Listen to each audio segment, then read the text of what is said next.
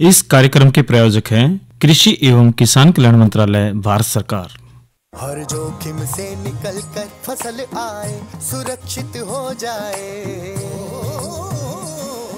फसल बीमा से हर किसान अब आत्मनिर्भर हो जाए। संकट के समय प्रधानमंत्री फसल बीमा योजना किसानों के लिए वरदान है। अब सूखा पड़े या बाढ़ आ जाए कोई डर नहीं, अब ओले पड़े या कीट पतंगे फसल खा जाए कोई फिक्र नहीं, क्योंकि हमने लिया है प्रधानमंत्री फसल बीमा। बुआई से फसल कटाई तक हर जोखिम का दावा, न्यूनतम प्रीमियम पर अधिकतम भुगतान का वादा। योजना से हर साल जुड़ रहे हैं 5 करोड़ से ज्यादा किसान। अब आपकी है बारी। नजदीकी कृषि कार्यालय, सहकारी समिति, बैंक शाखा, अधिकृत बीमा कंपनी या जन सेवा केंद्र में स्वेच्छा से करा सकते हैं पंजीकरण। फसल बीमा पोर्टल या फसल बीमा ऐप द्वारा भी कराया जा सकता है पंजीकरण। प्रधानमंत्री फसल बीमा योजना, आपकी फसलों का संपूर्ण सुरक्षा कवच। कृषि एवं किसान कल्याण मंत्रालय, भारत सरकार। कार्यक्रम किसान वाणी सुनने वाले सारे भाण भाइयों ने धर्मे भाई की राम राम। भाइयों, मौसम में थोड़ी सी रात जरूर है क्योंकि इंद्र देवता बरस रहे हैं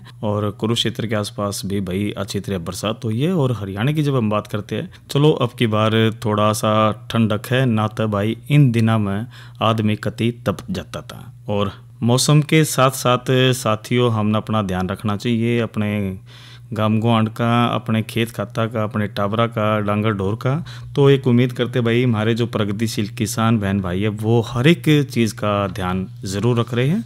और ध्यान हम भी हमेशा किसान वाणी में रखते हैं, नई नई जानकारियाँ लेकर आते हैं, मनोरंजन भी करवाते हैं। और आज कार्यक्रम किसान वाणी में भाई जो शनिवार ने आज हम जो कार्यक्रम में बातचीत करेंगे, एक तो जो चर्चा करेंगे साथियों, हम एक तो बीज बैंक की चर्चा करेंगे, साथ के साथ भाई जो प्राकृतिक खेती में हम जो बात करेंगे नीम पेस्ट तैयार करने की विधि की बात करेंगे। लेकिन जो शुरुआत सबसे पहले हम आज के प्रश्न से कर लेते हैं। और आज का जो प्रश्न साथियों ये है कि राज्य में जब रजनीगंधा के फूलों का प्रमुख उत्पादन जिला कौन सा है। एक बार प्रश्न फिर से मैं दोहरा देता हूँ भाई, हरियाणा राज्य के अंदर जो रजनीगंधा के फूलों का जो प्रमुख उत्पादन है वो कौन से ज़िले के अंदर होता है। तो उसका जो उत्तर है आप हमें ज़रूर केवल SMS के माध्यम से दीजिए। और हमारा जो फ़ोन नंबर है 9466021336। नंबर एक बार फिर से दोबारा बता देते हैं, 94 660 21 336। तो साथियों, इस जो प्रश्न का जो उत्तर है वो आप हमारे को 6:50 तक ज़रूर दीजिए। और जो विजेता होगा उसका नाम हम ज़रूर आपको बताएंगे। और प्रश्न का जो उत्तर है वो हमें केवल SMS के माध्यम से ज़रूर दीजिए। तो आपके प्रश्न के जो उत्तर का इंतज़ार रहेगा हमें। तो अब जो चर्चा कर लेते हैं साथियों, प्रमुख जो चर्चा है बीज बैंक की है। क्योंकि देखिए साथियों, कोई भी चीज़ हो उसके अंदर हम ज़रूर ये ध्यान रखते हैं कि हमें किसी चीज़ की दिक्कत नहीं है और योजना बना के ही हम किसी भी कार्य को सफल बना सकते हैं। तो बीज बैंक भी एक ऐसी चीज़ है। और देश में जब हम बात करें तो 22 बीज बैंक कार्यरत हैं, जिनमें राष्ट्रीय बीज निगम लिमिटेड के साथ राष्ट्रीय स्तर पर एक बीज बैंक और 21 बीज बैंक जो अलग अलग राज्यों में है, केंद्र शासित प्रदेशों में है। और भाई जो बीज केंद्र है ये क्या काम करते थे, को इसका भी हमने बेरा होना चाहिए कि जो बीज बैंक वो बाढ़ है, सूखा है या जिसी को आकस्मिक परिस्थितियों के दौरान भाई किसानों को लघु और मध्यम अवधि की फसल की किस्मों के बीज की जो आपूर्ति कर रहा है। और कार्यान्वयन एजेंसियां है जो प्रभावित क्षेत्रों तक बीजों की सुगम आवाजाही को ध्यान में रखते हुए जो क्षेत्रीय आधार पर बीजों का रख रखाव करती है। और वर्तमान में भाई सरकार के पास देश और बीज बैंकों की स्थापना का जो प्रस्ताव की बात जरूर चल रही है। और साथियों, जो बीज बैंक है एक आनुवंशिक विविधता को संरक्षित करने के लिए बीजों का जो भंडारण करता है, इसलिए यो एक प्रकार का जीन बैंक है। और बीजों को स्टोर करने के कई कारण से, एक तो जीन को जो संरक्षित करना है, जो पौधों के प्रजननों को फसलों की उपज, रोग प्रतिरोधक क्षमता या फिर सूखा सहनशीलता है, उसका पोषण गुणवत्ता है, उसका जो स्वाद है, उसको बढ़ाने की आवश्यकता होती है। और दूसरा साथियों, इसके अंदर जो जैव विविधता के संरक्षण के प्रयास में जो दुर्लभ या जो संकटग्रस्त पौधों की जो प्रजातियां है, उसमें आनुवंशिक विविधता के नुकसान को रोकना है पूर्व सीटू है। तो साथियों, कई पौधों जो सदियों से पहले मनुष्य द्वारा उपयोग किए जाते थे, अब कम उपयोग किए जाते हैं। तो बीज बैंक उस ऐतिहासिक और सांस्कृतिक मूल्य को भी भाई संरक्षित करने का एक तरीका प्रदान करता है और लगातार कम तापमान और कम नमी और संग्रहित बीजों के संग्रह को जो आनुवंशिक संसाधनों का नुकसान तक बचावा है, जो अन्यथा न तो यह चीज़ होगी स्वस्थानीय या खेत संग्रह में बनाए रखा जाता है। और भाई वैकल्पिक जीवित संग्रह प्राकृतिक आपदाओं, बीमारी के जो प्रकोप का है या युद्ध क्षेत्र क्षतिग्रस्त हो सकते, तो बीज बैंकों को बीज पुस्तकालय भी माना जाता है, जिस पौधों के तनाव से निपटने के लिए विकसित जो रणनीतियों के बारे में बहुमूल्य जानकारी होती है। और भाई इसका जो उपयोग है आनुवंशिक रूप से संशोधित बनाने के लिए किया जाता है। और मौजूदा बीजों का संस्करण है बीज बैंकों का काम है दशकों और सदियों तक फैला हुआ है। और अधिकांश बीज बैंक सार्वजनिक रूप से वित्त पोषित होते हैं और बीज आमतौर पर अनुसंधान के लिए उपयोग होते हैं, जो भाई जनता को लाभ पहुंचाते हैं। तो साथियों, बीज के बारे में हम बता रहे बीज बैंक होते क्या है। और बीज जीवित पौधे हैं जो उन्हें लंबे समय तक व्यवहार्य बनाए रखने के लिए भंडारण, नमी और तापमान को उचित रूप से समायोजित करने की भाई इसमें जरूरत होती है। जैसे ही भाई मदर प्लांट पर परिपक्व होते हैं तो कई बीज सूखने से बचने की एक सहज क्षमता प्राप्त कर लेते हैं और इन तथाकथित रूढ़िवादी बीजों के अस्तित्व को सूखे कम तापमान वाले भंडारण द्वारा इसमें हम बढ़ा सकते हैं। और सूखापन हो, ठंडक का स्तर ज़्यादातर आवश्यकता और दीर्घायु बुनियादी ढांचे में भाई निवेश पर निर्भर करता है। और भाई जब हम जो बात करें तो 1950 और 1960 के दशक में भी अमेरिका वैज्ञानिकों जेम्स हैरिंगटन के व्यवहारिक दिशा निर्देशों को अंगूठे के नियम के रूप में जाना जाता है। और सेकंड रूल गाइड करता है कि नमूना 5 साल तक जीवित रहने के लिए सापेक्ष आर्द्रता और तापमान यानी कि फ़ारेनहाइट में भी इसका जो योग है वो 100 से कम होना चाहिए। और एक और नियम यह भी है कि पानी की जो मात्रा वो 1% या फिर तापमान में 10 डिग्री की फ़ारेनहाइट की कमी से बीज का जीवन काल 2 गुना हो जाता है। और साथियों, 1990 दशक की जब हम बात करें तो इसमें शोध से पता चलता है कि सुखाने या इसमें ठंडा करने के लाभकारी जो प्रभाव की एक सीमा होती है, इसलिए इसे ज़्यादा नहीं करना चाहिए। और साथियों, जो बीज बैंक है एक से एक तकनीक कार्य कर रही है और जब सरकार भी काफ़ी पूरा ध्यान रख रही है। और हमारे जो सबसे महत्वपूर्ण प्रजातियों के जो बीज की बात करें तो भाई इसमें देखो, एक तो मक्का हो गया, गेहूँ हो गया, चावल है, सोयाबीन है, मटर है, टमाटर है, ब्रोकोली है या तरबूज के बीज हो गए, सूरजमुखी हो गए। तो इस तरीके से भाई संग्रहित किया जा सकता है। हालांकि इसे कई प्रजातियां हैं जो इसे बीज पैदा करती है जो पारंपरिक भंडारण या प्रोटोकॉल के सुखाने या कम तापमान से नहीं बचते हैं। इन प्रजातियों को क्रायोजेनिक रूप से संग्रहित किया जाना चाहिए। और खट्टे फल है, कॉफ़ी है, एवोकेडो है, कोको है, नारियल, पपीता, ओक, अखरोट और विलो के बीज जो है वो प्रजातियों के कुछ उदाहरण हैं जिन्हें क्रायोजेनिक रूप से संरक्षित हम इसमें करना चाहिए। तो साथियों, ये तो हमने बात करी बीज बैंक की और होते क्या और भाई क्यों है, क्योंकि देखो प्रजातियां खत्म हो रही है और कई चीज़ें ऐसी है, कभी मौसम भी उसको असर कर देता है, तो वो एक क्वालिटी बनी रहे इसलिए बीज बैंक का हम इसमें प्रयोग करते हैं। और भाई बीज बैंक हम इसमें लेते हैं और बीज बैंक में भाई स्टोर करता कि वो जाना सबसे बड़ी चुनौती है कि संग्रह प्रसारिंग होना चाहिए। और इसका मतलब कि उन्हें उपयोगिक आनुवंशिक विविधता प्रदान करनी चाहिए जो जनता के लिए भाई सुलभ हो। तो संग्रह में भी कुशल होने चाहिए और इसका मतलब है कि उन्हें संग्रह में पहले से मौजूद सामग्री की नकल नहीं करनी चाहिए। तो साथियों, बीज बैंक की हमने ये बात करी और अब थोड़ी सी बात हम ज़रूर कर लेते हैं कि भाई देखो, जिस तरह मौसम इसमें आज कल जो बदल रहा है, बारिश का जो मौसम की जब बात करें तो साथियों देखो, इसमें मौसम ज़रूर बदल रहा है लेकिन इसके अंदर हमने ज़रूर ध्यान रखना पड़ेगा। और ध्यान रखें तो आज के जो मौसम की जो तापमान की जो बात करें तो साथियों, जो इसमें अधिकतम 30 और न्यूनतम 23 डिग्री सेल्सियस रिकॉर्ड किया गया। और यदि हम जो आने वाले तापमान की बात करें तो अधिकतम 36 और न्यूनतम 23 डिग्री सेल्सियस रहने की संभावना है। तो साथियों, ये तो हमने मौसम की जानकारी दी और एक दो जगह बारिश से जिस तरह होगी तो इसका भी हमने ज़रूर ध्यान रखना चाहिए। और अब कल प्रसारित होने वाले कार्यक्रम की भी भाई जानकारी गेला की गेला दे देवा। तो साथियों, कल है रविवार और रविवार को हम जो कार्यक्रम लेकर आते हैं, कार्यक्रम थारी चिट्ठी मारेगी। तो ज़रूर आप चिट्ठियाँ लिखिए और गीत आपके मनपसंद के और नाम के साथ सारे हम इनमें सारे नाम बाजते हैं। तो सुनिए कार्यक्रम रविवार को। और जो सोमवार को भाई इसमें जो हम जो बातचीत अगर जो करें तो साथियों, इसमें हम जो बात लेकर आए हैं इसके अंदर इसमें हम जो बात करेंगे भाई कृषि, एक तो पशुधन बीमा योजना की बात करेंगे सोमवार को, क्योंकि कल तो थारी चिट्ठी हमारे गीत हो गए। और भाई सोमवार को पशुधन बीमा योजना पर बात करेगी। और इसी तरह जो साथियों आज की नसीहत में हम सोमवार को जो बात करेंगे बेर के बागों की देखभाल के बारे में।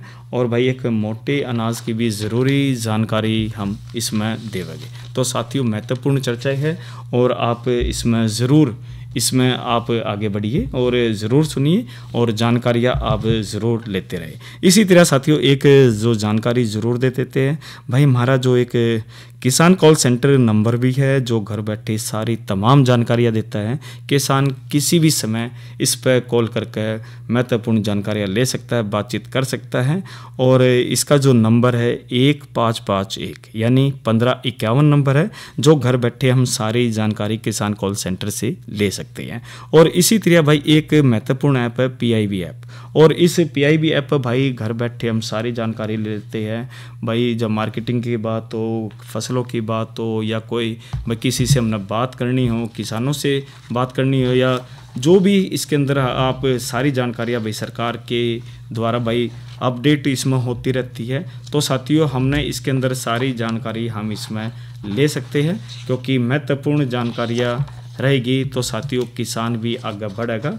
और उसका बढ़ना बहुत ज़रूरी है, क्योंकि देखिए कोई भी जानकारी हो सर, जानकारियाँ हम आपस में साझा करेंगे तभी हम आगे मजबूती से इसमें बढ़ते हैं। तो साथियों, ये तो बात हमने करी कि इसमें PIB ऐप के बारे में। और इसी तरह जानकारियाँ काफ़ी है, लेकिन साथियों अब समय हो गया मनोरंजन का। और मनोरंजन के बाद हम साथियों प्रश्न का उत्तर भी बताएंगे और जिसने नाम बताया उसका भी। लेकिन अब फिलहाल एक रागनी सुनते हैं कार्यक्रम किसान वाणी में।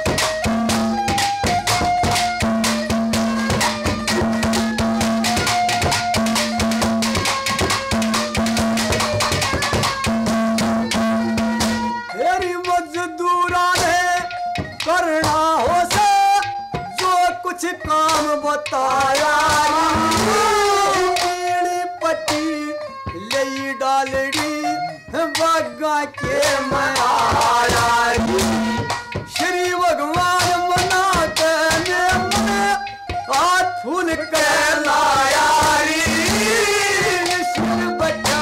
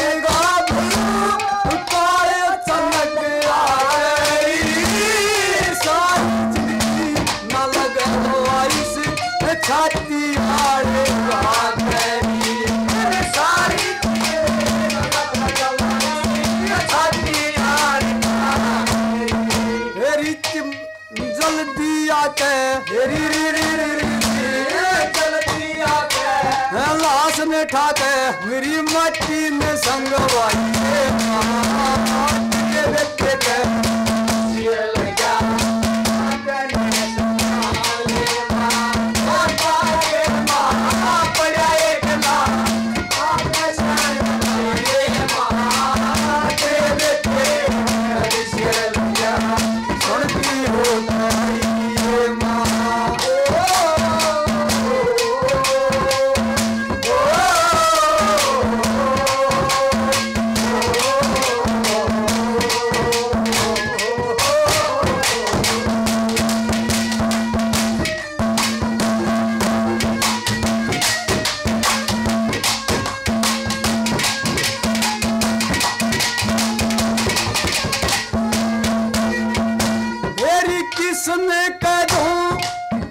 सोना कोना बाग का माली कच्चा केरा टूट लिया से नहीं रही हरियाली तेल और बाती के यू दीवा हो गया खाली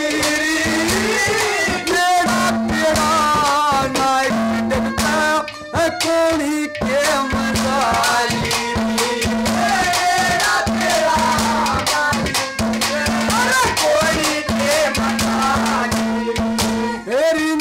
तो लेके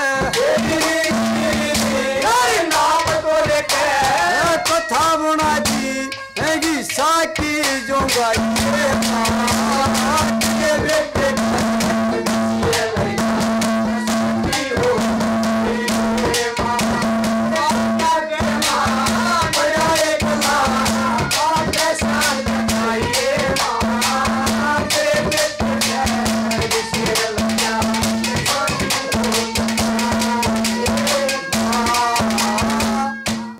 तो साथियों ये तो हमने रागनी सुनी और भाई जो रागनी बहुत बढ़िया थी और इसको जो गायक कलाकार थे रमेश कुमार सैनी और साथियों द्वारा इसको प्रस्तुत किया गया था। और भाई प्रस्तुति हम थोड़ी सी हम भी दे देते हैं और बात को आगे बढ़ाते हैं। और आज जो चर्चा हम ज़रूर करेंगे नई फसल नई उमंग में भिंडी की काश्त की बात करेंगे, क्योंकि वर्षाकालीन भिंडी की खेती भाई इसमें ज़रूरी हमें ध्यान रखना पड़ेगा वैज्ञानिक तरीके से और ज़रूर हम इसके बताएंगे। लेकिन साथियों जो आज का जो प्रश्न हमने जो आपको बताया था उसकी जानकारी ज़रूर दे देते हैं कि हमने आज का जो प्रश्न पूछा था भाई हरियाणा के अंदर भाई कौन सा ज़िला है जिसमें रजनीगंधा के फूलों का प्रमुख उत्पादन होता है। और इस ज़िले का जो भाई जो उत्तर हमारे पास एक SMS के माध्यम से ज़रूर आया है और इसमें भाई जो नाम है ये है साथियों चंडीगढ़ से है प्रोफेसर जय नारायण। तो इन्होंने सही उत्तर बताया है, उत्तर है फरीदाबाद। तो फरीदाबाद है जो रजनीगंधा के फूलों का प्रमुख उत्पादन की जो हरियाणा के अंदर ज़िला है। और अब चर्चा को आगे बढ़ा देते, भिंडी की हम बात कर रहे थे। तो साथियों वर्षाकालीन भिंडी की खेती की जब बात करते थे तो वर्षा उपहार है इस ये जो कई किस्में है जो वैज्ञानिक विधि से हम अनुमोदित किस्मों की बिजाई कर सकते हैं। इसके अंदर एक तो वर्षा उपहार है, दूसरा भाई हिसार नवीन है, HBH 142 की त्रिया है। तो साथियों ये प्रमुख ये इसमें हम इसमें इस किस्म ले सकते हैं। वर्षा उपहार में एक किस्म में भाई पीलिया रोग रोधी क्षमता है और यह किस्म बरसात के मौसम के लिए बहुत बढ़िया है। और इसकी जो औसत पैदावार की जब हम बात करते हैं तो साथियों इसके अंदर 40 क्विंटल प्रति एकड़ की इसमें होती है। और फर लंबे सिरे वाले, चमकीले, मध्य मोटाई वाले और आकर्षित और 5 कोरों वाले होते हैं। और यह किस्म भाई 45 दिनों में तैयार हो जाते हैं यह। और इसार नवीन की जब हम बात करें तो यह किस्म भाई पीलिया रोग रोधी है और औसत पैदावार 40 से 45 क्विंटल प्रति एकड़ की है। HBH 142 की भी बात कर लेते हैं, या शंकर किस्म की है साथियों। इसमें 8 से 10 सेंटीमीटर लंबे, मध्य मोटे और 5 कोर युक्त आकर्षित होते हैं। तो इसकी औसत पैदावार 53 क्विंटल प्रति एकड़ के हिसाब से इसमें है साथियों। और बार बार हम हर बार निवेदन करते हैं साथियों कि भाई मिट्टी की जांच हमने ज़रूर करानी चाहिए और मिट्टी पानी की जांच भी भाई इसमें भिंडी की बिजाई से पहले मिट्टी पानी की जांच जरूर करवा लेवा। और भूमि की जब हम तैयारी की बात करते हैं तो खेत में हल और पाटा चढ़ा कर भाई माटी का अच्छी बुरबरी बना लेवा। और बिजाई तक लगभग 3 हफ्ते पहला इसमें गोबर की खाद खेत में जुताई करते समय डाल देवा। और जो वर्षाकालीन फसल के लिए भाई खेत को उचित नाप की क्यारियाँ में बांट लेवा। और बिजाई के जो समय की बात जब हम इसमें करते हैं तो साथियों बिजाई का जो समय है वो वर्षा ऋतु की फसल की बिजाई का समय जून जुलाई है। और बीज की जब हम मात्रा की बात करते हैं तो वर्षा ऋतु की फसल के लिए भाई इसमें 5 से 6 किलोग्राम बीज प्रति एकड़ के हिसाब से हम डालते हैं। और बिजाई की विधि की बात यदि हम करें तो बरसात की फसल के लिए भाई पंक्ति से पंक्ति की दूरी 45 से 60 सेंटीमीटर और पौधे तक पौधे की जो फासला है वो 30 सेंटीमीटर इसमें हमने रखना चाहिए। और बिजाई तक पहले बीज को जो रात भर पानी में भिगो देवे और भिगोने के बाद बीज को छाया में सुखाकर बिजाई करें। और खाद और उर्वरक की जब हम बात इसमें करते हैं तो बिजाई के लगभग 3 हफ्ता पहले हमने 10 टन गोबर की खाद प्रति एकड़ डाल देवे। और इसके अलावा 40 किलोग्राम नाइट्रोजन और 24 किलोग्राम फास्फोरस प्रति एकड़ के हिसाब से हम देना चाहिए। और नाइट्रोजन की 1/3 मात्रा और बाकी जो सारी खाद बिजाई से पहले डाल देवे। और बची हुई नाइट्रोजन में से 1/3 मात्रा में बिजाई के लगभग 3 हफ्ते बाद और 1/3 मात्रा फसल में फूल आने की अवस्था में ज़रूर इसमें देनी चाहिए। और सिंचाई की बात करें तो बिजाई पलेवा देकर करें और बाकी सिंचाई भाई ज़रूरत के अनुसार करें। और भाई इसी तरह भाई इसमें कृषि क्रय निराई गुड़ाई की खरपतवार नियंत्रण की भी हम बात करें तो साथियों इसमें हमने बिजाई तक 1 दिन पहले फ्लूक्लोरिन नामक दवा का 400 ग्राम का 250 लीटर पानी में घोल कर बना के छिड़काव करें। और इसी तरह तोड़ाई की जब हम बात करें तो हमारी फसल तैयार हो जाती है तो साथियों इसमें भिंडी के फलों को नरम अवस्था में रेशा बनने तक पहले तोड़ लेना चाहिए। और फसल की जो तोड़ाई किस्म के अनुसार भाई इसमें 45 से 55 दिन में शुरू हो जाती है। और फलों की तोड़ाई 1 दिन के अंतराल पर हमने करनी चाहिए। और इसमें सावधानी भी हमने ज़रूर लगाना चाहिए कि कपास के पास भाई भिंडी ना लगावे। और कीटनाशक जो छिड़काव से पूर्व फल तोड़ लेवे यानी कि जब कीटनाशक छिड़काव करे उससे पहले हम तोड़ लेवे और आसपास खड़ी खरपतवार को उखाड़ देवे। तो साथियों ये ज़रूर यदि हम जानकारी रखते हैं तो भाई निश्चित तौर पर हमने बहुत मुनाफा इसके अंदर होगा। और साथियों बात हम जो इसमें कर रहे हैं कि भाई इसमें एक ये तो जानकारी हमने दे दी भिंडी की काश्त की। इसी तरह भाई बीज बैंक की भी हमने बात करी और PIB ऐप के बारे में भी बताया कि भाई प्ले स्टोर से आप डाउनलोड कीजिए। महत्वपूर्ण जानकारियाँ सरकार के द्वारा साथियों पूरा हंगा लगाया जा रहा है कि कैसे न कैसे हमारे जो किसान हैं वो प्रगतिशील वो आत्मनिर्भर बने मजबूत बने और इसका हमने फ़ायदा उठाना चाहिए। और साथियों कार्यक्रम किसान वाणी आकाशवाणी कुरुक्षेत्र से प्रसारित है FM बैंड 101.4 मेगाहर्ट्ज़ पर। और आप इसको हमारा जो कार्यक्रम है इसकी रिकॉर्डिंग भी आप सुन सकते हो। ये हम हमारा YouTube पर आप जाइए, आप हमारे को सर्च कीजिए AIR कुरुक्षेत्र के नाम से और उसके अंदर आज जो हर दिन हम किसान वाणी कार्यक्रम देते हैं आप उसकी रिकॉर्डिंग पूरी सुन सकते हो। और महत्वपूर्ण जानकारियाँ ज़रूर हम हमेशा लेकर आते हैं। अरे अरे अरे क्या कर रहा है? इधर इधर इधर हम बोल रहे हैं तेरे बीजू का।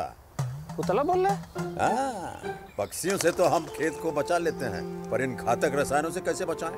मतलब? देख बेटा तू जो ये अंधाधुंध रसायन मिलाता है ना मिट्टी की सेहत बिगड़ने लगी है और जब माटी ही कमजोर पड़ जाएगी तो उपज कैसे सेहतमंद होगी? अरे पहले ऐसा नहीं था, पूछना अपने बड़े बुजुर्गों से कैसे फसल लहलहाती थी, शुद्धता झलकती थी। हाँ माटी भी तंदुरुस्त और लोग भी। अरे पहली वाली बात कहाँ? पर अब तो सब यही डाले हैं। सब नहीं, आज भी लाखों जागरूक किसान परंपरागत विधि से फसल उगा रहे हैं। खर्चा कम और उपज की कीमत भी बेहतर पा रहे हैं। सच है?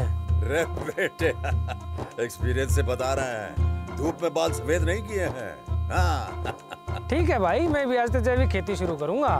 माटी से प्रेम की परंपरा है, परंपरागत खेती। तो साथियों आज के अंक में इतना ही। धर्मे भाई को दीजिए इजाज़त। अच्छा भाइयों राम राम। और इस कार्यक्रम के प्रायोजक थे कृषि एवं किसान कल्याण मंत्रालय भारत सरकार।